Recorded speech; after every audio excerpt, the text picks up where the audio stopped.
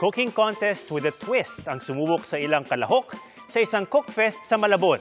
Sa mismong kompetisyon lang kasi nila nalaman kung ano ang main ingredient ng kanilang ihahain. Saksi si Jamie Santos. Nagtapatan ng cooking skills ang mga taga Malabon sa pagluluto ng iba't ibang putaheng tatak Malabueño. Ang catch ng kompetisyon, mismong sa contest lang nila nalaman ang main ingredient sa kanilang iluluto, ang tilapia. Sa kabila nito, all the contestants delivered. Mga ulam na katakam-takam ang kanilang niluto at pinatikim sa Malabon Tambobong Cookfest 2024. Fish fillet with sweet chili sauce at fish fillet with Thai curry paste ni Ruel ang naka-third place. Doon sa work ko po, siya yung pinaka-bestseller namin.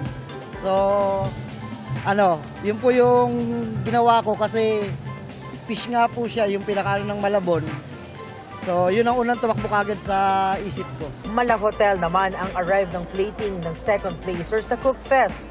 Combination ng tomato cream at coconut white sauce ang nagpasarap daw sa kanilang tilapia specialty. The first dish, ginawa namin siya tomato concasse rice with pan-fried tilapia. Tapos yung salsa niya is fruit salsa. Something different from the conventional tomato salsa. Winner sa Cookfest ang salted egg tilapia at tilapia with sweet chili applesauce ni Aris na may pa-dessert na puto sulot.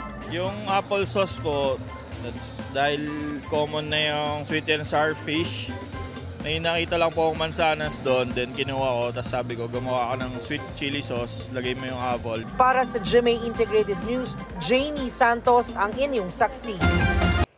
Mga kapuso, sama-sama tayong maging saksi. Mag-subscribe sa GMA Integrated News sa YouTube at para sa mga kapuso abroad, samahan niyo kami sa GMA Pinoy TV at sa www.gmanews.tv.